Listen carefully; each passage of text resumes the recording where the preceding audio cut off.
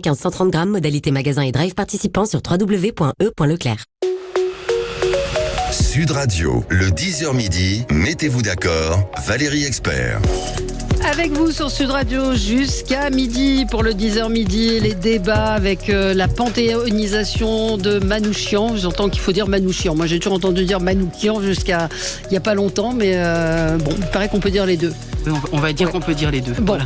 Marine Le Pen sera présente, faux débat, et depuis quand, effectivement, dans un hommage national, on dit qui peut et qui ne peut pas être là. Dans le même temps, Attal, notre Premier ministre Gabriel Attal veut débattre avec Marine Le Pen sur l'agriculture, mais en même temps, Emmanuel Macron dit qu'ils ne font pas partie de l'arc républicain, allez comprendre. Et puis, de nouvelles mesures annoncées ce matin pour les agriculteurs, suffisant pour calmer la colère. On va le voir dans un instant. Alexandre Malafaille, président du think tank Sinopia, bonjour. Bonjour Valérie. Benjamin Kopchi, bonjour, chef d'entreprise. Alexandra Spiner, bonjour. Vous êtes enseignante et conseillère régionale LR d'Île-de-France. Bonjour à Valérie. Vous. Et Éric Tegner, journaliste, président de Livre Noir. Bonjour Valérie. Désormais en kiosque également, trimestriel. Et puis je voulais vous rendre hommage parce que vous allez sur le terrain. Vous êtes allé récemment, vous étiez venu nous raconter ce que vous aviez vu aux Canaries. Vous êtes allé la semaine dernière, il y a 10 jours. Je suis à Mayotte. À Mayotte, c'est ça, c'était à Mayotte. Voilà, vous y allez, puis vous témoignez, vous racontez. Après, on vous écoute ou on vous écoute pas, mais au moins vous parlez. Quand on dit d'où il parle, vous êtes sur place. Je vous remercie. C'est important d'ailleurs en fait d'y aller. Et moi, j'incite vraiment un maximum de journalistes à se rendre sur nos frontières européennes, parce qu'en fait, à ce moment-là, les seuls qui nous communiquent de l'information, ce sont les ONG.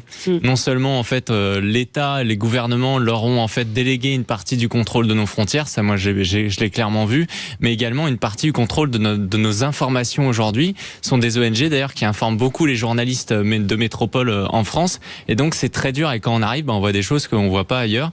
Effectivement, j'étais allé aux Canaries, je me suis aussi rendu en Mauritanie et au Sénégal, donc vraiment je peux interviewer un passeur là-bas pour essayer de comprendre à la source comment ils viennent, pourquoi ils viennent. Non, mais quand on a Laura Adler sur France 5 qui dit j'ai lu un livre sur les Comores, sur Mayotte, voilà, elle s'était bien fait rembarrer par Estelle Diouf-Souffart et qui avait eu bien raison de préciser les choses. Séquence mythique. Oui, absolument. Il y en a eu plusieurs ces derniers jours. Benjamin, on va commencer avec vous. C'est un livre. Vous avez un coup de cœur pour un livre. Oui, alors on va essayer d'être positif dans ce marasme, mais je me joins, Valérie, au compliment porté à Éric Tegner, qui c'est fait gentil, c'est ma journée. de journaliste. On a eu l'occasion d'en échanger il y a quelques jours, donc continue comme ça fait du bien et ça redore le blason de beaucoup de tes confrères. Moi, je voulais parler positivement d'un bouquin. En plus, c'est bien parce qu'on peut faire un peu de visio pour ceux qui nous regardent, Valérie. Ça s'appelle Les métiers du futur par Isabelle Rouen, et c'est un bouquin en fait qui nous permet de nous projeter dans les 20 années qui viennent sur les métiers qui vont émerger. Il y a 3 types de métiers clairement qui vont souffrir de l'intelligence artificielle, certains qui vont être modifiés, certains qui vont disparaître et d'autres qui vont être créés. Ça existe déjà et c'est plutôt intéressant, et ça nous permet surtout de déterminer que demain, le savoir étant à portée de main de chacun, les métiers de demain ne seront pas ceux de sachants, mais ceux de transmetteurs. Voilà. Donc que ce soit des journalistes, des comédiens, des coachs, des formateurs, des enseignants, bien évidemment, pour nos enfants.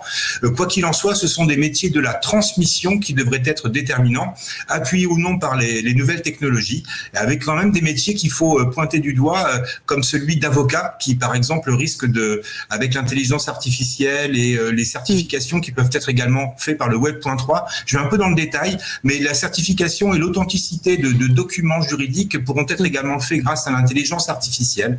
Donc voilà, j'ai essayé de donner un portrait plutôt positif de ce qui peut nous arriver. Il va y avoir des millions de destructions d'emplois, mais encore une fois, c'est une révolution qui devra en amener d'autres. Le tout étant quand même de mobiliser, j'ai envie de dire, les forces privées et puis le peu d'argent que l'État dispose encore sur la formation des enfants, mais la formation des adultes tout au long de leur vie. Et là, c'est un coup de cœur bouquin, un coup de gueule formation, le CPF, qui est, entre guillemets, attelé désormais à une participation personnelle des salariés, et pour moi un frein à cette indispensable, sacerdoce de se former tout au long de la vie pour éviter de rester sur le bas chemin. Faudra pas non plus oublier les sachants et le savoir, qui est, je vois l'enseignante à côté de moi. il faudra quand même Je cherchais à vulgariser en l'espace d'1 minute 30, Valérie, l'esprit, mais bien évidemment les sachants, et puis j'ai même envie de parler de certains métiers liés à l'éthique. Voilà. Oui, et Stéphane, qui connaît bien tout ce qui est IA, un auditeur, me dit non, des diffuseurs de contenu, ils ne transmettent pas car ils ne comprennent pas ce qu'ils font. La compréhension, c'est important aussi, ils transmettent, mais pour transmettre, il faut comprendre.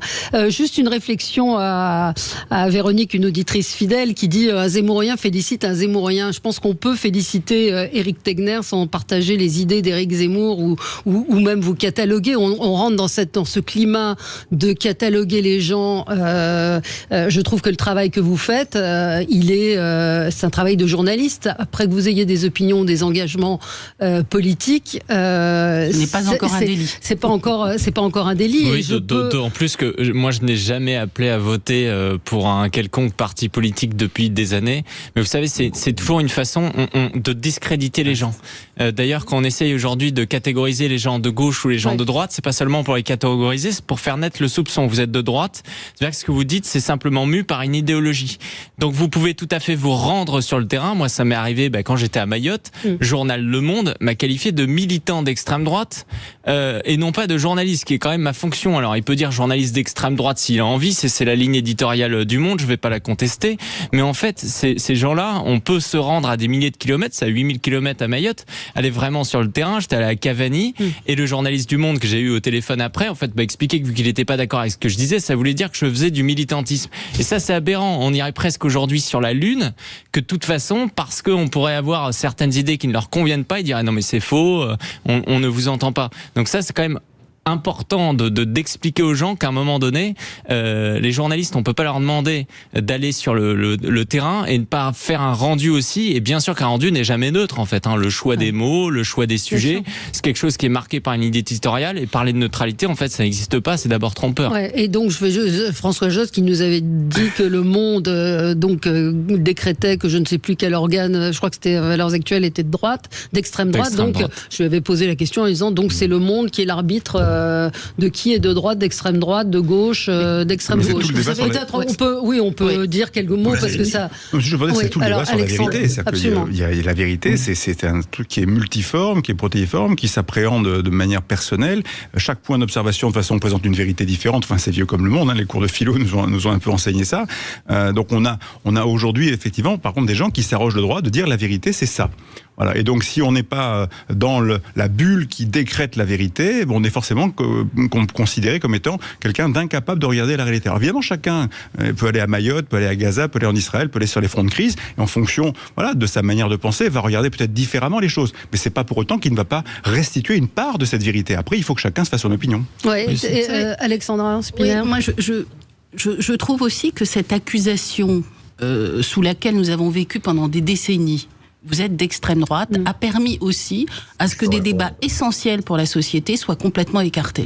C'est-à-dire beaucoup se sont interdits d'aborder des sujets comme l'immigration, comme bon nombre d'autres sujets, parce que cette accusation pesait sur celui qui osait s'exprimer.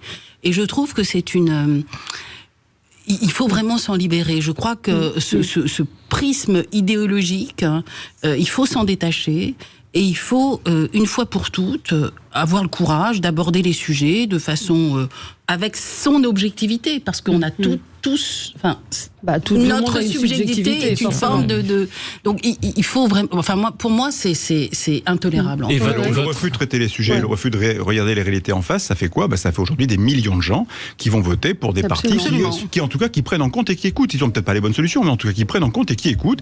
Et c'est vrai qu'il faut arrêter de courir après l'espèce de diabolisation qui n'a aucun sens. On va continuer, on va marquer une pause, c'est l'heure du journal, il est presque 11h, mais Benjamin voulait également réagir. Je pensais pas traiter le sujet, mais c'est vrai que je vois les réactions et je me dis, mais pourquoi je ne pourrais pas, même si je suis absolument pas d'accord avec plein de choses avec Éric Tegner, lui dire que le fait qu'il aille sur le terrain est quelque chose de courageux, et de bien, quoi. Un journaliste, il va sur le terrain et il va voir, il commande pas dans son studio à 22h30 sur ce type de sujet très précis. On y revient dans un instant.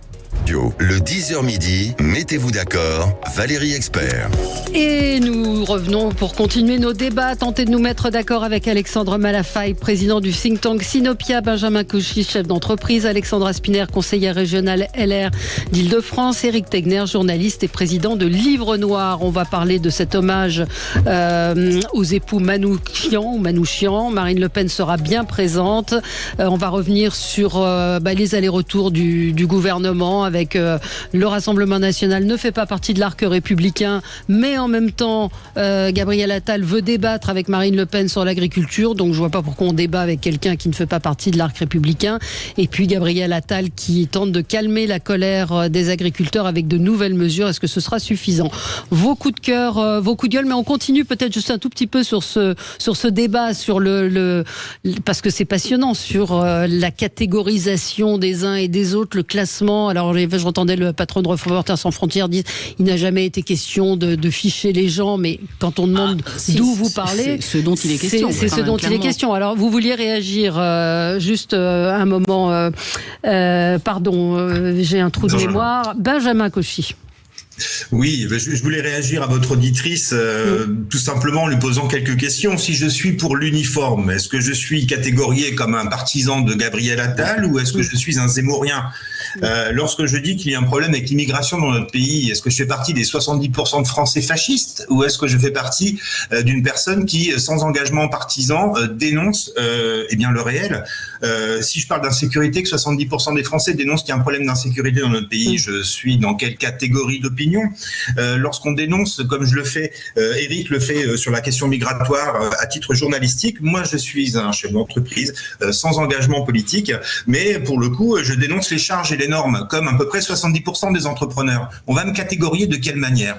Ce que je veux dire par là, c'est que effectivement, Alexandra l'a très bien pointé, il y a un délit de faciès, un délit de sale gueule, mais clairement, à partir du moment où vous êtes à droite de La République En Marche, de Renaissance, vous êtes catégorié comme un fasciste. Moi, j'ai envie de parler du passé politique de Edoui Plenel à Mediapart, on peut parler du passé politique de tous les grands journalistes qui sont passés à Libération, on peut parler de la coloration politique des soi-disant chroniqueurs de BFM tous les soirs sur le plateau de Maxime Switek, que je respecte profondément, il n'y a aucun sujet là-dessus, il fait son job, il le fait bien, mais quoi qu'il en soit, quand je vois des agroécologiques sans étiquette venir parler sur des plateaux, je les catégorie dans quoi ? Oui, mais il y a un prisme déformant dans d'autres chaînes. Moi, ça ne me dérange pas finalement qu'il y ait des gens de différentes catégories de sensibilité politique, parce que parler politique, c'est pas avoir une carte. Il faut que les gens comprennent que le partisanisme et parler de politique sont deux choses différentes. Et la crise des Gilets jaunes il y a 5 ans, c'était des millions de Français qui étaient sans étiquette, qui n'avaient pas de carte et qui pourtant parlaient de politique. Donc je crois qu'une fois encore, et j'en finis là-dessus, la gauche morale qui nous asserve de moraline ne comprend pas que refuser le réel qui nous est montré par des journalistes ou qui est exposé par des chefs d'entreprise, des artisans, des commerçants, des agriculteurs comme sur les ronds-points ou des simples gilets jaunes, c'est être dans le déni du réel. Et quoi qu'il en soit, ils creusent leur tombe. C'est bien ça qui est dangereux pour eux. Et j'ai envie de dire, continuez à nous accabler de toutes les fariboles, comme dirait Madame Belloubet. Oui. Ce que vous reproche, Véronique, cette auditrice, c'est que vous avez dupé les gilets jaunes. Mais donc elle n'a plus confiance en vous. Mais ça, c'est un autre débat. On peut répondre rapidement. J'ai pas dupé les gilets jaunes. J'ai toujours exprimé que j'étais gaulliste. Et quand les gilets jaunes ont été trustés par l'extrême gauche, par la France Insoumise et la CGT, tout ce qui était à droite de La République En Marche a été éjecté. Voilà les choses. Éric, juste un mot, vous vouliez rajouter sur ce débat ? Oui, c'est en fait, vous savez, dans le fond, ce qui est dérangeant quand on cherche à catégoriser et à ficher, c'est que dans la tête de beaucoup de décideurs, la gauche, c'est le parti de l'amour et la droite, c'est le parti de la haine. Donc vous qualifiez de droite, ça n'est pas anodin. Également, la gauche, c'est le parti de la vérité, du factuel, et la droite, le parti de l'idéologie. Donc c'est toujours, et votre interview justement de Jost était passionnante à ce niveau-là, c'est que c'est un peu comme si aujourd'hui, il y avait seulement les personnalités de gauche qui étaient capables, de faire ces fameuses études, de faire ces fameuses enquêtes. À chaque fois, ce sont toujours les mêmes mots qui ressortent, ils se citent d'ailleurs entre eux, mais un journaliste de droite qui ferait de l'enquête, non, ça serait simplement l'idéologie où il serait allé toquer au parti d'Éric Zemmour ou de Marine Le Pen pour leur demander des propositions et pour les véhiculer sur les plateaux de télévision. Et ça, c'est un véritable problème parce qu'en fait, ces gens-là, et c'est pour ça qu'ils sont en train de se rebeller en ce moment, qu'ils sont en train d'essayer aussi de cadenasser les médias aujourd'hui qui fonctionnent, c'est que ils ont peur justement de perdre ce qui était leur monopole pendant des années, parce qu'il y a une libération d'ailleurs aujourd'hui des médias. Il y a les réseaux sociaux aussi, je pense. Souvent on a déjà eu ces débats ici, est-ce qu'il faut contrôler les réseaux sociaux? Mais les vidéos ont permis quand même énormément aujourd'hui de mettre en avant des éléments du terrain qu'on ne pouvait pas mettre en avant avant. De libérer la parole. Mais ça concernera tout le monde, hein, ce que veut Reporters sans frontières. Oui, mais regardez, quand il vous répond, Joss, vous lui demandez... Est-ce que vous êtes de gauche ou de droite? Et il vous dit, je suis humaniste. C'est ça, en fait, qui compte. C'est qu'aujourd'hui, quand on va dire quelqu'un est de droite, on va dire, attention. Ça veut dire que ce qu'il dit, ce n'est pas objectif, c'est subjectif, c'est potentiellement faux. Alors que lui, ce monsieur Jost, qui dit avoir enquêté en écoutant CNews pendant 15 jours, il y a 2 ans, ce qui lui permet justement d'avoir un avis sur cette chaîne de télévision, eh bien, lui étant humaniste, il part de la vérité. Et encore une fois, là-dessus, je trouve que c'est véritablement le problème. C'est le fait que on va parler d'extrême droite, mais on va plutôt parler de gauche radicale et non d'extrême gauche. Donc il y a quand même ce 2 poids 2 mesures à chaque fois qui est systématique. Hein. Vous voyez Reporters sans frontières. Le débat Giscard-Mitterrand en 1974. Vous n'avez pas le monopole. Non, monsieur Mitterrand, vous n'avez pas le monopole du cœur. Allez, on continue notre tour de table, Alexandra. C'est un coup de cœur pour un compte Twitter, un compte X. Oui, un coup de cœur pour un compte Twitter qui a été fondé par Jean-Christophe Notin, qui est un historien et un écrivain qui a publié une très belle biographie de Leclerc et tout récemment un Petit Louis, qui est un portrait du plus jeune résistant de France et qui, chaque jour, dresse un portrait d'un résistant ou d'une résistante, des hommes et des femmes qui, par amour de la France, ont décidé de tout abandonner. Et je trouve que c'est un formidable travail de transmission, de mémoire. Et voilà, moi j'aime à penser que parfois des jeunes qui sont sur les réseaux sociaux peuvent tomber sur ce compte et voir ces personnages sortir de l'oubli, ces vies tout à fait extraordinaires. Voilà, donc allez sur ce compte, c'est formidable. Paroles de combattants de la libération. Et depuis la mort du dernier des compagnons de la libération, je trouve que c'est important qu'il ne tombe pas dans l'oubli et que ce devoir, l'armée des ombres soit mise en lumière. Voilà, allez sur ce compte, c'est vraiment extraordinaire. Alexandre Malafaille, c'est un coup de gueule. Un coup de gueule, oui, sur les pompiers pyromanes de la simplification. Parce que quand même, si on est un peu objectif, si on regarde le sujet sérieusement, tous ceux qui aujourd'hui montent au créneau au niveau du gouvernement, le président de la République, pour dire voilà, il va falloir vraiment simplifier, il faut s'y attaquer, c'est pas bien tout ce qui se passe, c'est vrai, on vous comprend, on vous écoute, on a envie de vous aider, on va vous aider, ne vous inquiétez pas, n'ayez pas peur. Enfin, ce sont quand même ceux qui depuis 30 ans, alors si on prend maintenant les équipes en place depuis 5 ans, 7 ans, qui n'ont pas cessé de rajouter de la complexité à la complexification dans tous les domaines. Alors les agriculteurs aujourd'hui, ils viennent, ils disent mais on peut plus arriver à faire notre boulot parce que de toute façon, il y a tellement de règles, on s'y perd. Pour la gestion des haies, il y a 14 textes, c'est pareil pour les fossés, tout ça s'entrecroise, mais c'est vrai dans tous les domaines. Regardez votre déclaration d'impôt. Vous êtes incapable de la comprendre. Dès que vous êtes profession libérale, vous ne comprenez plus pourquoi vous payez des URSSAF, vous ne comprenez plus les calculs, tout le monde est perdu. Vous voulez vendre un appartement ou une maison, le processus est absolument infernal. Un diagnostic DPE, en plus on a cru comprendre que les algorithmes étaient faux. Voilà. Donc voilà. Et ce sujet est monstrueux, mais sauf qu'il a été fabriqué par les gens qui sont aux affaires. Et dans une dynamique bien française, c'est que évidemment, la France n'est pas toute seule. Énormément de sujets sont traités à Bruxelles dans une approche collégiale à 27. Et après, quand il s'agit effectivement de mettre à l'échelle d'un pays ce qui effectivement doit être transposé, voilà, dans cette transposition, il y a un grand jeu français qui est d'en rajouter. Effectivement, on rajoute effectivement de la complexité en fonction de ce qu'on a envie de faire. Donc, si Bruxelles dit il faut aller vers ça, très bien, la France va aller vers ça plus. Et on rajoute ça derrière. Sauf que je ne sais pas comment on va s'en sortir parce que ça a été traité par le passé. Il y a eu même un ministre de la simplification qui est Thierry Mandon sous François Hollande, que j'ai eu l'occasion et le privilège de rencontrer, et qui m'a raconté comment ça s'est passé. Au bout de 2 grandes séquences de présentation tous les 6 mois de 50 mesures pour simplifier, l'État profond s'est mobilisé en disant c'est trop compliqué, tu nous embêtes, arrête. Il n'a pas voulu arrêter, et finalement François Hollande l'a nommé à l'enseignement supérieur. Voilà. Donc le sujet est monstrueux, et le problème derrière, c'est que non seulement il va être très compliqué à traiter, parce que derrière tous ces sujets de complexification, en fait derrière il y a du business. C'est-à-dire que derrière, il y a des gens qui contrôlent, alors au sein de l'État, mais également au sein des entreprises qui vont participer à cette chaîne. Et donc demain, quand vous allez dire on va arrêter ça, mais il y a des boîtes qui vont se mobiliser pour dire mais non, vous pouvez pas arrêter ça parce que moi je suis... c'est rentré dans le système. Et puis il y a tous ceux qui vont dire attention, si vous enlevez ça, pour simplifier très bien, vous prenez la responsabilité d'enlever ça. Parce que là, vous avez garanti un droit, vous avez garanti une sécurité. Si vous retirez le texte, vous êtes prêt à prendre le risque que... Eh ben, je ne sais pas comment on va s'en sortir. En tout cas, les grandes promesses, les grandes annonces, il va vraiment falloir les marquer à la culotte, comme on dit. Le point central, par contre, sur lequel je tirerai juste l'attention des gens qui nous gouvernent, c'est ça va pas être simple de simplifier, mais surtout, commencez par arrêter de complexifier et faites un moratoire sur tout ce qui vient rajouter de la complexité à la complexité. Voilà. Commencez par ça. Une auditrice me dit, est-ce que vous avez vu l'agricultrice qui disait qu'elle n'avait pas Internet et que c'était un enfer pour elle de faire les démarches. Et ça, c'est...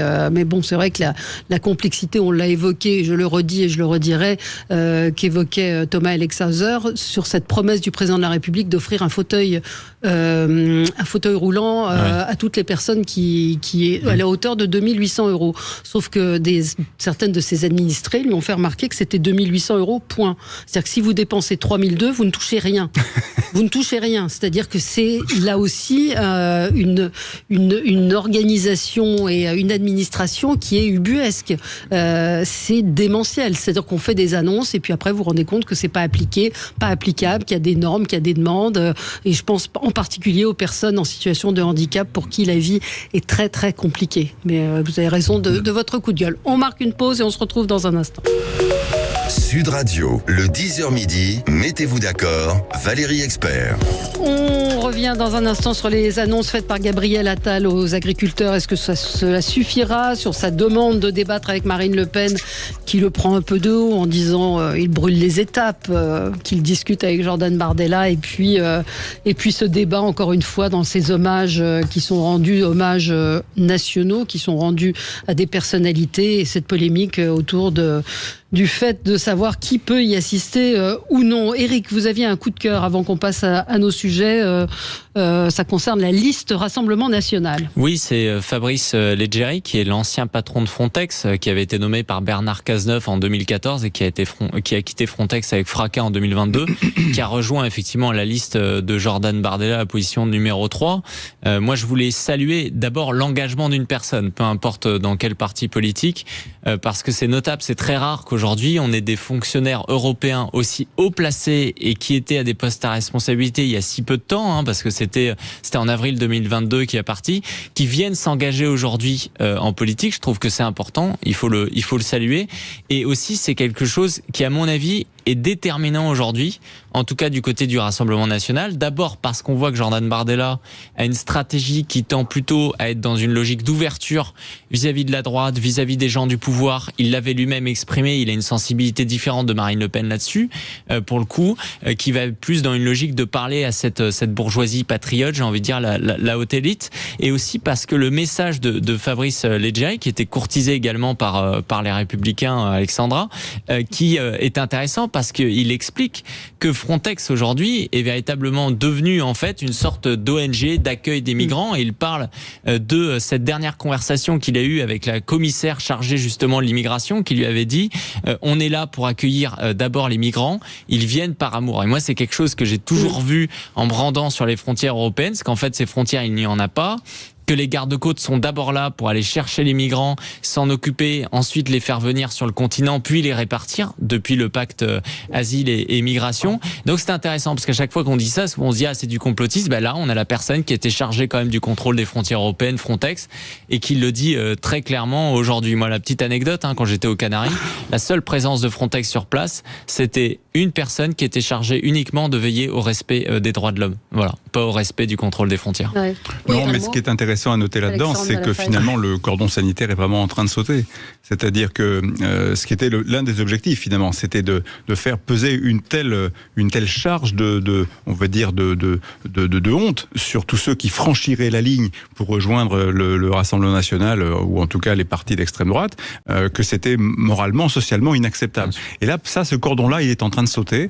Et quand on voit effectivement ce type de personnalités qui franchissent le pas, ça donnera donnera l'envie à d'autres de franchir le pas, ça c'est certain, et ça confirme en tout cas que ça c'est la partie visible de l'iceberg, parce qu'il ne faut pas croire que derrière, il n'y a pas un certain nombre de hauts fonctionnaires, de gens qui sont dans les administrations et qui se disent, bon, à un moment donné, d'abord il faut préparer l'avenir, donc déjà certains se disent qu'il faut quand même effectivement être pas totalement hermétique à ce qui est en train de se dérouler sur un plan politique, et deuxièmement parce qu'il y a aussi beaucoup de gens qui constatent que en effet ça va pas dans le bon sens, et qu'à un moment donné il va peut-être falloir traiter les problèmes. Alors certes c'est peut-être avec une coloration politique qui peut poser des questions sur certains points, mais qui à un moment donné a le courage d'affronter les problèmes en disant il faut les traiter. Et il y a un autre petit point intéressant, justement on pourrait répondre là-dessus, c'est le fait qu'à l'époque, pour ces personnes-là rejoignaient justement les Républicains et la droite de gouvernement, parce que il y a aussi la logique de la gagne. À un moment donné, quand on est aux fonctionnaires ou autres, on veut pas aller avec des perdants, avec des losers.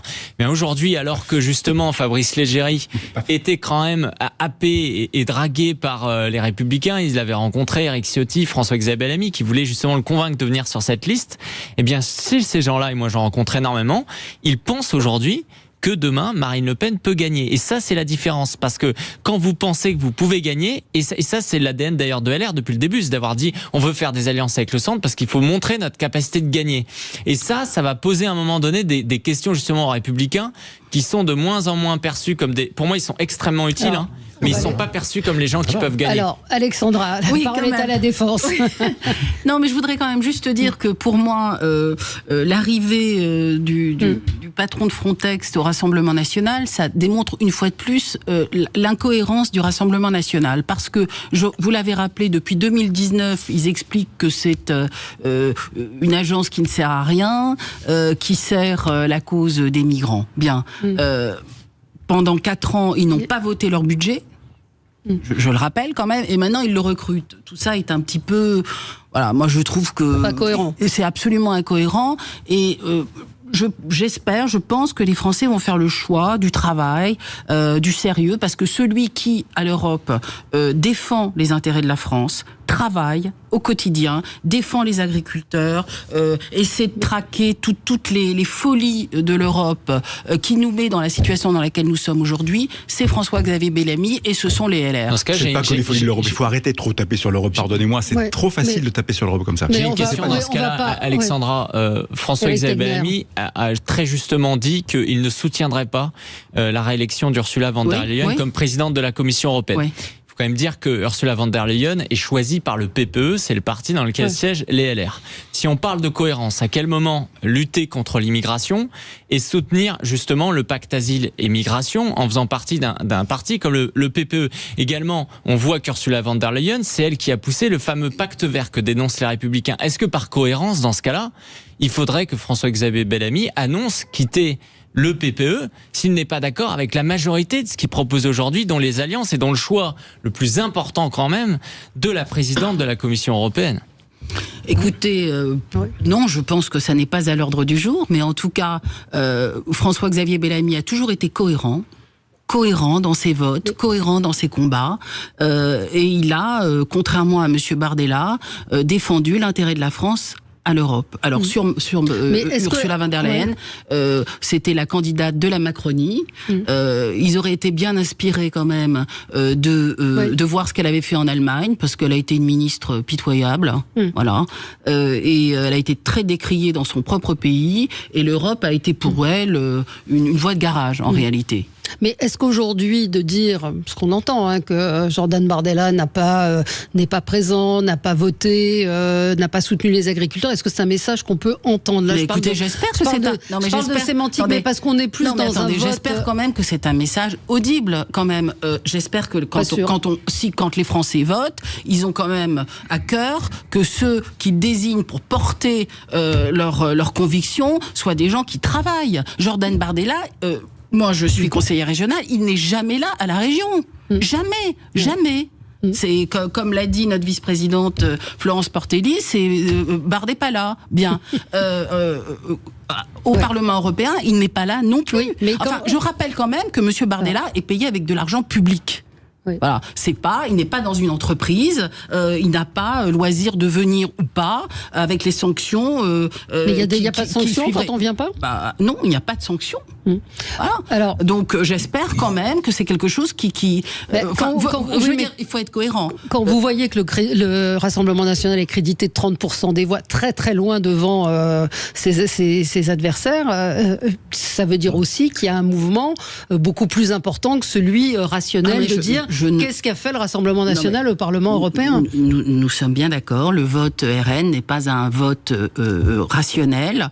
Je peux pas nier qu'il y a un grand engouement pour ce parti. C'est essentiellement dû aussi à Jordan Bardella, qui est quand même, il faut le dire, je pense que ça sert à rien de le nier, c'est quelqu'un de plutôt... communicant, ouais. Oui, c'est un excellent communicant, et d'ailleurs... plus sur les plateaux de télévision que à défendre les intérêts de la France. Donc oui, mais maintenant il faut se battre sur le terrain des idées, et je pense que, pour en revenir au débat que nous avions tout à l'heure, le succès du Rassemblement national, il vient aussi du fait qu'ils se sont autorisés à s'emparer de sujets que nous avons laissé de côté pour éviter l'accusation. Oui, mais ce qui est quand même... Alors, permettez-moi, je évidemment pas enfoncer LR, mais ils n'ont pas envoyé la présidente de leur conseil national comme ministre du gouvernement d'Emmanuel Macron. Et ils ne se retrouvent pas à chaque remaniement avec quelqu'un de chez eux qui rejoint Emmanuel Macron. Donc le problème de la cohérence, je pense que c'est pas audible, pour répondre à votre question, Valérie, dans la mesure où si le procès en cohérence est fait par... mais en tout cas, on est responsable de se dire qu'à un moment donné, on peut pas... On a toujours été cohérent avec ceux qui nous ont quittés. Non mais bien sûr, en fait, les gens sont cohérents jusqu'au jour où on découvre leur incohérence d'avant. C'était Rachida Dati qui expliquait en 2022, on s'en rappelle, c'était un débat face à Jordan Bardella, qui disait non, on ne sera jamais la roue du carrosse d'Emmanuel Macron. Mais aujourd'hui, elle est ministre de la Justice d'Emmanuel Macron. De la culture. De l'éducation. De la culture, bien sûr. Et elle fait d'ailleurs son intronisation au ministère de l'Immigration. Donc de toute façon, c'est pas audible parce que les Français, ils sont perdus en termes de cohérence. On se retrouve dans un instant, vous aurez la parole, Benjamin, je vous le promets, à tout de suite. Mettez-vous d'accord, Valérie Expert. Et avec aujourd'hui Alexandre Malafaille, Benjamin Cauchy, Alexandra Spiner et Éric Tegner. Alors Benjamin Cauchy, vous vouliez réagir à notre débat sur justement le vote Rassemblement national, en particulier aux européennes, et sur ce choix de prendre l'ancien patron de Frontex. Oui, alors je veux dire sans partisanisme aucun, je le précise. Ça commence mal en général quand on dit ça. C'est pas de l'incohérence, Alexandra, c'est un coup dur pour les Républicains. C'est un coup dur. La presse relate que on lui avait proposé la 9e place sur la liste de François-Xavier Bellamy avec des intentions de vote à 8%. On sait bien que le 9e risque de passer à la trappe. Donc, je pense qu'il y a une certaine rationalité. Ce qui est intéressant quand Légéry a exprimé dans son interview du dimanche dans le JDD, il y a 2 mots qui ont été utilisés par Légéry qui m'ont assez marqué et qui reprend un peu ce que disait Éric. Il a rejoint le Rassemblement national par utilité et efficacité. Voilà les 2 termes qu'il a utilisés dans son... Ce sont les 2 termes. Très bien, mais quand on est député européen, l'utilité, c'est de voter. Qu'il a utilisé dans sa présentation, en tout cas. C'est comme ça qu'il justifie, en tout cas, son engagement auprès du Rassemblement national. Concernant Madame van der Leyen, le PPE, c'est 177 députés. Les Républicains, c'est 8 députés au sein du PPE. Donc le fait que François-Xavier Bellamy s'oppose à Madame von der Leyen, j'ai envie de dire qu'il est en train d'exprimer que son gilet de sauvetage est rouge alors qu'il y a un tsunami qui arrive en face. Ça n'a aucun poids, malheureusement. Et donc la question qui se pose, c'est est-ce que l'enjeu européen va être utilisé avec, comment dirais-je, une réflexion sur les groupes au Parlement européen, parce que c'est ça qui peut être véritablement déterminant. Et là, à la fois les Républicains et à la fois le Rassemblement national sont finalement peut-être un peu en difficulté, l'un et l'autre au sein de leurs groupes respectifs au Parlement européen. Donc voilà, je soulève cette question, mais en même temps, c'est très microcosmique l'histoire de Monsieur Légéry. Ça intéresse les médias, ça intéresse le public averti, ça intéresse les gens qui votent déjà, mais le vote Rassemblement aux élections européennes, le vote Rassemblement national, risque d'être un raz-de-marée pour des raisons endogènes et certainement pas des raisons européennes. La crise agricole, l'inflation sur la consommation du quotidien, je pense que c'est l'insécurité. Ce sont ces éléments-là, on va y arriver, qui font le quotidien des Français, qui vont être déterminants dans le vote en juin prochain. qui sont finalement parfois à l'antithèse et aux antipodes de ce qui devrait être fait si on réfléchit stratégiquement à quel bulletin de vote vais-je mettre pour que le groupe au Parlement européen soit le plus fort pour pouvoir contraindre notamment le départ de Madame von der Leyen. Et ça, personne ne pose le sujet. Et quand je regarde les tracts qui commencent à être diffusés aux élections européennes du Rassemblement national, de Reconquête ou d'autres partis, on est sur des enjeux nationaux.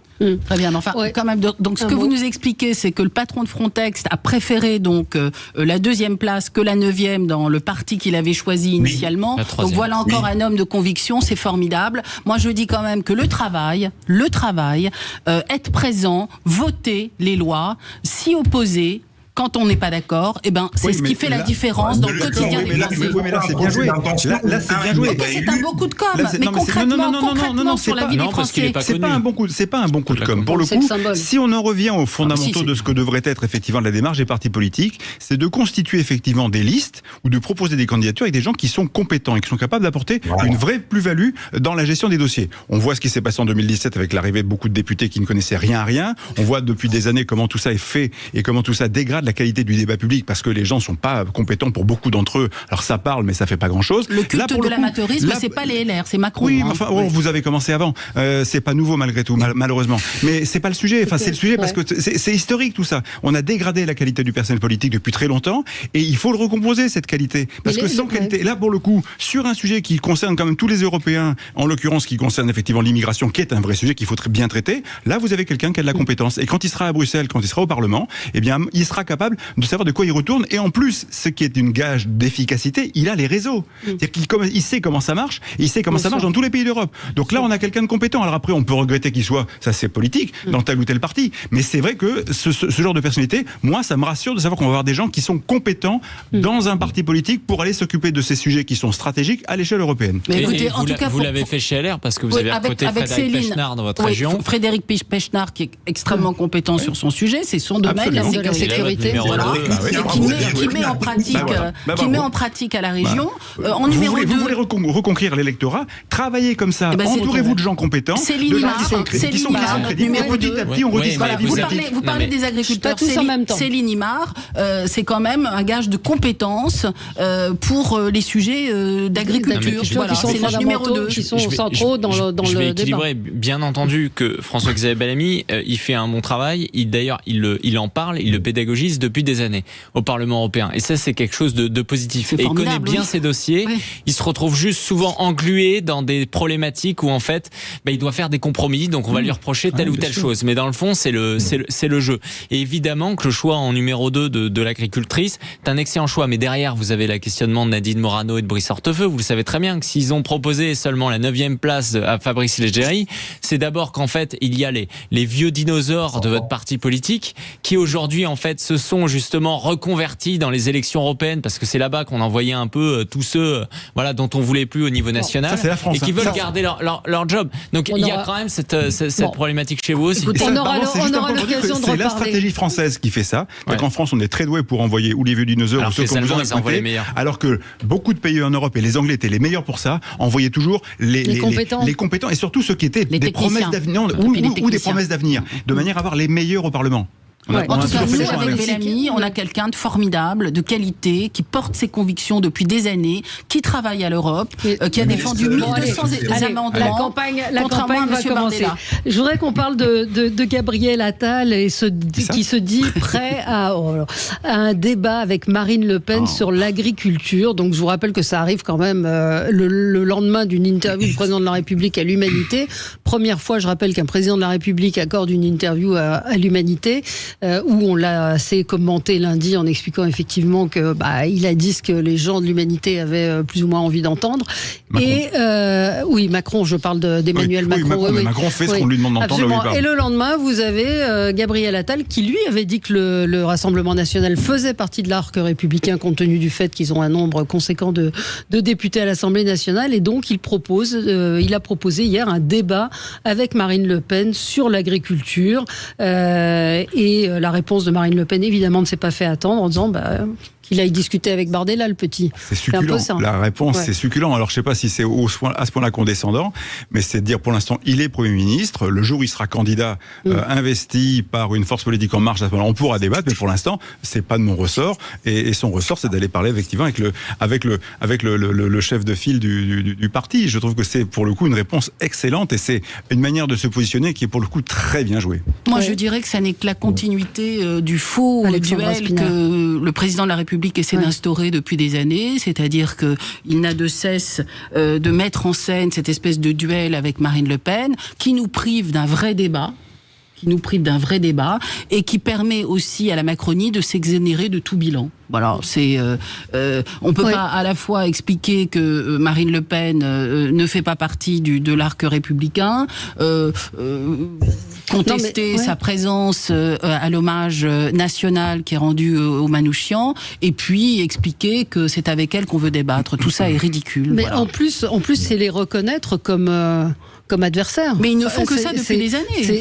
Pourquoi le débat ne se fait pas avec François-Xavier Bellamy, ou avec Éric Ciotti, ou avec les gens de LR? Vous gossez des difficultés de notre famille politique des LR, mais le président de la République a une grande responsabilité dans l'effondrement des partis. Et vous savez, ça ne profite à personne. Et on voit bien actuellement combien la vie démocratique est altérée et abîmée par l'effondrement des partis. On le voit bien. Donc ce faux duel, je pense qu'il est temps. Monsieur Attal, il a plein d'autres interlocuteurs. Il a Bellamy, il a Bardella aussi évidemment. Mais cessons ce jeu qui abîme le débat démocratique. Éric Tegner. Alors je pense déjà il y a le jeu politique. À un moment donné, évidemment, c'est quand même aux hommes politiques de convaincre les Français. Et les Français, ils décident d'aller oui ou non voter. C'est pour ça d'ailleurs je suis contre l'obligation d'aller voter. Donc s'ils se sont détournés de certains partis politiques, c'est pour des raisons qu'ils jugent légitimes. Moi, je dirais que ça traduit surtout le fait que Gabriel Attal est en très mauvaise posture aujourd'hui. On se rappelle quand même de la Attalmania il y a quelques semaines. C'était bon, c'était lui, c'était l'avenir, y compris à droite. Les gens, on lui adressait des lauriers perpétuels. Il était quand même poussé en avant par Emmanuel Macron aussi pour pouvoir justement mener cette campagne des élections européennes. Et au bout du compte, c'est Emmanuel Macron qui choisit sa propre stratégie dans l'humanité en réactivant effectivement cette logique de vote utile. Eux et nous, ce qu'il avait fait en 2019, ce qui avait provoqué d'ailleurs l'effondrement de la liste des Républicains. Donc c'est très bien joué de la part d'Emmanuel Macron de faire ça, mais surtout ça montre qu'en fait il fait ça en avance et contre Gabriel Attal qui n'était pas du tout sur cette ligne. Et là c'est la même façon, Gabriel Attal, on ne le voit pas en ce moment. Il essaye d'exister, on ne le voit pas, on n'entend plus. Il me fait penser un petit peu à Gérald Darmanin, la séquence du mois de septembre dernier. Et donc là, quand Marine Le Pen en fait lui dit c'est pas avec moi que tu vas débattre, c'est quand même une façon de le renvoyer aussi, de lui renvoyer une cartouche. Et donc je trouve que Attal, il manque complètement de souffle aujourd'hui. Il l'a carbonisé Emmanuel Macron en l'espace de 4 semaines. Donc c'est pour ça qu'à chaque fois qu'on a des débats sur 2027, en fait c'est ahurissant parce que on projetait Attal en 2027, 4 semaines après, c'est plus difficile aujourd'hui quand même. Ouais, enfin il prend, on verra dans notre baromètre IFOP fiducial pour Paris Match et Sud Radio, on va voir s'il prend. Oui, il est aimé des Français. Je pense qu'il va progresser de quelques points. Oui, absolument. Benjamin Cauchy. Oui, ça nous permettra peut-être de faire de la transition avec le prochain sujet qui est celui du salon de l'agriculture peut-être. Juste pour vous dire que j'ai eu la chance d'écouter la conférence de presse de Gabriel Attal juste avant notre émission. Et ce qui était intéressant, c'est qu'il a quand même passé 10 minutes quand même à justifier la raison pour laquelle il voulait faire un débat avec Marine Le Pen en expliquant qu'il savait très bien que l'extrême gauche et la gauche avaient une vision de l'agriculture qui était cohérente. La cohérence du monde agricole par la gauche, c'est la décroissance, et sur le coup il a bien expliqué qu'il était radicalement opposé et donc il était satisfait d'avoir des adversaires qui étaient cohérents. En revanche, il dénonçait l'incohérence du Rassemblement national sur à la fois des positions de vote à l'Assemblée nationale qui peuvent être différentes de ceux au Parlement européen, et à ce titre il voulait s'exprimer avec Marine Le Pen. Voilà la justification. Mais ce qui est intéressant, c'est que dans cette conférence de presse basée normalement sur le monde agricole et les avancées agricoles, il a quand même passé plus de 10 minutes à parler de Marine Le Pen. Alors je ne sais pas si c'est de la stratégie ou la vieille recette du duel annoncé pour éliminer les adversaires, ou si ça sent quand même un petit peu le vent de panique à l'orée de ce salon de l'agriculture qui s'annonce très compliqué. On marque une pause et on se retrouve dans un instant. On va parler justement Des agriculteurs, à tout de suite. Et Benjamin Cauchy nous a fait la transition effectivement pour parler des agriculteurs. Vous l'avez vu, qui reprennent leurs actions en attendant la parole du Premier ministre. Donc ce matin, il s'est exprimé. Il a promis un certain nombre de choses pour les agriculteurs. Ça ne va pas assez vite. La pression est maintenue avant l'ouverture du salon de l'agriculture samedi prochain. On peut imaginer que ça risque d'être assez mouvementé.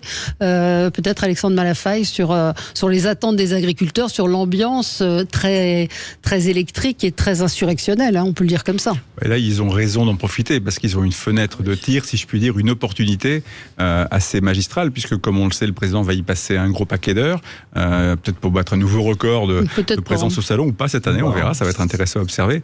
Mais c'est vrai que c'est une vitrine, ce sera une écho médiatique très fort. Donc de fait, ils essaient de déminer au maximum. C'est pas pour rien que là, il y a toutes ces rencontres. Alors les rencontres entre le président et les patrons de syndicats agricoles ont toujours lieu en général quelques jours avant le salon de l'agriculture. Mais là, il y a une montée en puissance de la volonté de démontrer qu'on est dedans. Voilà, d'ailleurs, il y a une promesse de nouvelle loi, Egalim, il y a la volonté de confirmer que les accords qui ont été pris sont respectés, que ça va passer vite, mais qu'on va continuer à s'en occuper, que tout ce qui doit être payé sera payé, et puis on en rajoute encore un peu plus. Alors c'est très intéressant de voir la surenchère en matière de promesses et de propositions, et d'un autre côté, Bercy qui dit on va mettre des coups de rabot, là, 10 milliards, parce que voilà. Donc il y a toujours une espèce d'incohérence sur la bonne tenue des comptes. Mais après, là encore, je reviens à mon point de départ initial, ça fait 30 ans qu'ils disent des choses qu'il faut écouter. Ça fait 30 ans qu'ils se plaignent d'un modèle économique qui leur est strictement défavorable. Il y a un énorme problème de partage de la valeur ajoutée dans tout le monde de la chaîne de l'agroalimentaire, et les parents pauvres, à quelques exceptions. Il y en a qui s'en sortent correctement. Il y a certains modèles, compte tenu des effets de levier ou de taille qui ont été constitués, notamment dans les céréales, qui vont être plutôt à l'abri du besoin. Mais la très grande majorité des petits et des moyens, ceux qui en plus participent à l'aménagement du territoire, à l'entretien de nos territoires, et qui gardent effectivement cette lien de proximité, de ruralité et d'existence finalement de nos territoires, parce que là on les a oubliés. On oublie les 500 suicides par an de paysans, on laisse compter de tout ça. Ça fait des années qu'ils le disent, et tout d'un coup, voilà, je parlais des pompiers pyromanes, on a effectivement les pyromanes qui ont foutu le feu pendant 20 ans, et qui maintenant essaient de venir en disant on va essayer d'éteindre le feu. Mais ce sera très tard. Et le problème, le risque, une fois de plus, c'est le risque déceptif qui va amplifier les mouvements de colère, c'est que bien sûr que rien ne se fera vite, rien ne se fera à la hauteur de ce qui a été annoncé, parce qu'une fois de plus, on met des grands mots et après, il y a des petits résultats. Et donc, ça va évidemment amplifier certains types de votes et ça va amplifier les colères. Et le gros problème de ce pays que personne ne veut prendre en compte depuis maintenant, on va dire 20 ans, c'est la fabrication des colères profondes. Celles qui se manifestent rarement, mais quand elles se manifestent, elles font bouger les lignes très sévèrement. Et c'est ça le problème, c'est qu'on a oublié tous ces gens et aujourd'hui, on est en train d'essayer de venir à leur secours. Or, c'est bien, tout ce qui est fait est mieux que rien. On va encourager cette dynamique parce qu'il ne faut pas que le pays s'effondre. Et il faut éviter effectivement le chaos, les révoltes, etc. Mais il n'empêche que, bon Dieu, faites de la politique autrement, prenez en compte la réalité des gens, quoi. Oui, Alexandra. Oui, non, mais moi, évidemment que je ne vais pas m'opposer à des déclarations qui vont plutôt dans le bon sens. Néanmoins, on a quand même organisé, et les macronistes y ont fortement contribué, on a organisé le déclin de l'agriculture française au nom de l'écologie. On les a assommés de contraintes auxquelles ils sont incapables de répondre. On leur a imposé des normes que nos voisins ne respectent pas. Bien, tout ça va dans le bon sens, mais voilà, l'effet de com, la réalité, c'est toujours ça le sujet. Je n'y crois pas beaucoup. Voilà. Ouais. Eric ? Moi, je pense que les agriculteurs doivent se mobiliser au maximum jusqu'au 9 juin prochain. C'est quand même c'est la révolte européenne aussi, pas seulement nationale, qui permet de bouger les lignes et qui a forcé aussi Gabriel Attal de sortir le chéquier de 400 millions d'euros. Il a été, si on en lit la presse, aussi très critiqué en interne dans son propre gouvernement pour avoir fait une telle démarche. Parce que derrière, on le disait tout à l'heure, la question du pacte vert, elle est déterminante. Encore plus, je pense d'ailleurs, que le Mercosur pour les agriculteurs. Il faut quand même avoir en tête qu'Ursula von der Leyen, on en parlait tout à l'heure, présidente de la Commission européenne, elle a fait le pacte vert en s'alliant aux écologistes avec lesquels, pour le coup, elle n'est pas alliée avec le parti du PPE. Les écologistes ne voulaient pas d'elle en 2019 comme présidente de la Commission européenne. Donc contre ses propres troupes, contre ses propres alliés, par idéologie, elle a poussé ce pacte vert qui va évidemment continuer. On regarde sur la liste d'Emmanuel Macron, Pascal Canfin, qui est un célèbre défenseur justement de ce pacte vert, qui va aller dans la logique que vous expliquiez tout à l'heure, qui est toujours une surenchère des normes au niveau national. Donc bien entendu qu'en fait ils doivent en faire un maximum. Moi je pense qu'ils n'auraient pas dû d'ailleurs reculer il y a 2 semaines et donner l'impression qu'en fait il suffisait de sortir le chéquier, d'autant plus, il faut le rappeler, que les agriculteurs sont pas des fascistes. Les agriculteurs aujourd'hui, ils ont plus voté pour Emmanuel Macron que pour Marine Le Pen. Ouais. Ils n'ont pas sorti le chéquier, ils ont promis de le sortir. Ils ont promis, oui, c'est ça, il y a une petite nuance. Ils ont fait des annulations d'annonces de taxes qui avaient été faites avant, mais pas encore appliquées. C'est vraiment, je te donne ce que je t'ai pas encore payé. Benjamin Cauchy. Oui, vous donnez un éclairage. J'ai eu un administrateur de la Sénéca, qui est le centre d'exposition, le centre national d'exposition du concours agricole, qui est en fait l'organisateur du salon de l'agriculture. C'est pas une occasion exceptionnelle pour les agriculteurs de venir témoigner de leur contestation. Là, je suis pas d'accord avec l'intervenant précédent. C'est un crève-cœur, puisque le salon de l'agriculture, c'est quand même pour beaucoup leurs Jeux Olympiques. C'est ce qu'il m'a dit. Pour des milliers d'éleveurs en France, le salon de l'agriculture, ce sont leurs Jeux Olympiques. C'est l'occasion pour eux de montrer leur savoir-faire, de valoriser leur capacité à élever, à dresser des animaux, à les rendre les plus beaux et parfois les plus emblématiques au monde. C'est ce qui fait notre savoir-faire, et donc c'est véritablement un crève-cœur. C'est le message qui m'a fait passer ce matin. Le deuxième élément, c'est que c'est la panique à bord. C'est la panique à bord, puisque ce sont des millions d'investissements. On n'en parle jamais, mais ce salon de l'agriculture, ce sont des millions d'investissements, des dizaines de millions d'euros d'investissements, et il y a énormément de désaffection, d'annulation des éleveurs qui ont décidé de ne pas monter au salon. Donc voilà la réalité de ce qui est en train de se tramer. Ils ont une réunion à midi, comme ça vous savez tout, pour avancer longuement. Et ce qu'il me disait, c'est que pour son 60e anniversaire, parce que c'est le 60e anniversaire du salon de l'agriculture, le salon de l'agriculture bat retraite. Voilà ce qu'il m'a dit. Donc il y a une colère qui est sur le terrain, mais le salon de l'agriculture sera sans doute, comment dirais-je, l'enterrement du monde agricole plutôt qu'une fête agricole cette année. Voilà. Je ne sais pas s'il faut être être aussi pessimiste, parce que ça reste effectivement, comme on dit, la plus grande ferme de France. Beaucoup de visiteurs. Je vais vous donner, Valérie, si vous avez un bœuf qui fait 1,2 tonnes que vous devez emmener à Paris et que vous ne savez pas si vous n'allez pas vous retrouver coincé dans des barrages, dans des bouchons, avec des effets de panique sur les animaux, donc au-delà du caractère politique peut-être de venir ou pas au salon, c'est aussi la capacité technique pour pouvoir faire venir les animaux qui pourraient avoir des conséquences, des blocages, une situation d'effraiement. Voilà la réalité. Non, mais ce que je voudrais dire vraiment, c'est que la situation tragique dans laquelle se trouvent les agriculteurs, c'est pas un accident, c'est pas un hasard, c'est le résultat d'un déni de réalité qui est soutenu par les macronistes depuis des années. Voilà. Il n'y a pas que, c'est une accumulation. Il y a un deuxième point, mais qui est très vrai sur pratiquement tous les sujets. Ça fait des années que pour de bonnes raisons, on nous explique qu'il faut aller vers un monde qui est plus vertueux en matière de mode de production, de mode de consommation, parce qu'on pollue trop, parce qu'on ne tient pas compte de nos ressources, et qu'à un moment donné, il faut qu'on fasse attention, parce que sinon, on va avoir des vraies conséquences. Ça va depuis les terres agricoles, les intrants, la protection des abeilles, etc.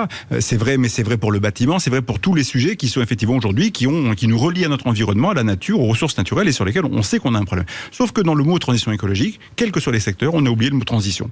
Et ça, c'est fascinant. C'est-à-dire qu'on prend des décisions, là encore, sans tenir compte véritablement des réalités. On n'imagine pas le chemin pour mettre les choses en œuvre, et donc on dit ce sera comme ça, et puis vous allez voir ce que vous allez voir. Bah oui, sauf qu'à un moment donné, ça coince de partout. Parce que soit c'est trop compliqué, soit c'est trop cher, soit parce que les gens n'ont pas le temps de s'adapter, soit parce qu'effectivement, il y a des impacts économiques quand il s'agit de passer d'un modèle à un autre, quelle que soit l'agriculture, mais pas seulement, pour faire autrement. Et ces équations qui deviennent absolument impossibles à résoudre pour ceux qui tout d'un coup sont censés les mettre en œuvre, créent des situations de détresse absolue. Donc certains disent moi j'arrête l'agriculture, d'autres vont dire moi je vais me pendre parce que j'y arrive pas. Voilà, c'est absolument effrayant. Et on a juste oublié que c'est un chemin et qu'il faut accompagner. On parlait tout à l'heure du Mercosur en off. Effectivement, tout le monde dit le Mercosur en France, le président a dit il faut l'arrêter ce traité.